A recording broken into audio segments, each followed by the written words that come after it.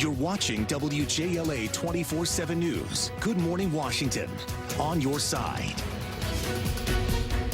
A recent survey found 30 miles is the farthest online daters say they're willing to travel to meet a match. While most singles prefer to stay within their geographic circle, some are willing to give long-distance relationships a chance.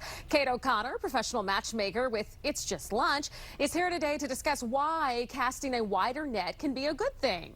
Well, welcome, Kate. Thank you so much for having me. It seems kind of like common sense. The wider the net, the broader, the more fish, that sort of thing. More options, yeah. Why are people so, not interested in doing that?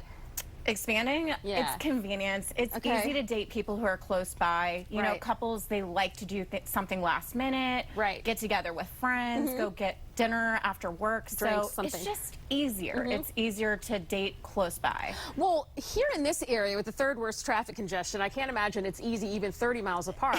Trying to get across the Potomac River, whether it's the Legion Bridge or the Wilson Bridge.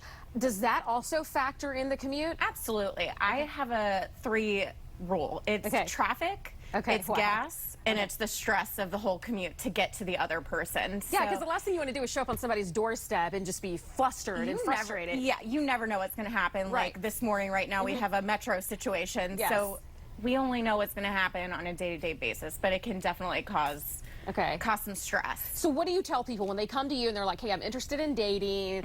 I don't really want to date somebody, in West by God, Virginia or what have you. What do you say to them?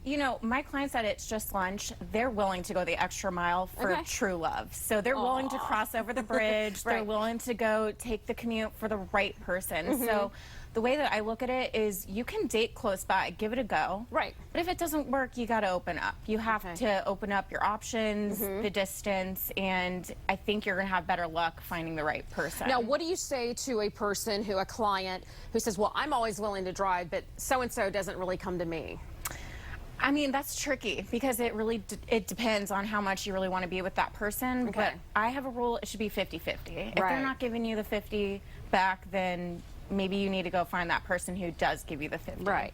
Let's talk about what are some of the benefits of dating long distance, so to speak. Although I don't consider 30 miles long distance. We have a coworker whose husband lives in California and she lives here. Yeah, I think long distance relationships can actually be so much fun. Sometimes better than the face-to-face because you have time apart. You can use technology like there's FaceTime, Skype, any kind of video chat where it's almost as if they're sitting right in the front of you and you can have a fun conversation.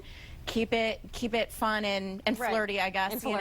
But what if the relationship develops into more? Because then you need to talk about some of these topics. I don't know, like your taxes. That's coming up. Tax season.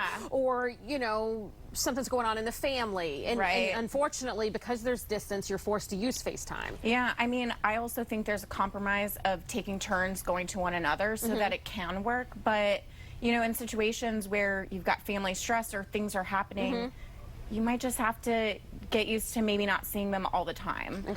But you can absolutely make it work by maybe just making a schedule with one another. That's cool. Yeah. So being apart, I would say that one of the benefits I would think would be that you don't just go all in. You know how a lot of times when you're falling in love for the first time or with this person, you spend the first 6 to 8 weeks constantly with each other, you're each other's shadow, and that can become annoying even with the right person. Yeah, it definitely can. It can. I think you got to take your time getting to know one another. Don't go all in like you're about to get married next week. Take it easy, take it slow. See other people until you know that it's serious. It's the right one. Yeah. Okay, so now when somebody comes in and they say, okay, I'm ready to date, what do you say to them? Let's go. Let's go. Let's go. Let's get you out on some great dates. Okay. What are some of the things that you're looking for from a client?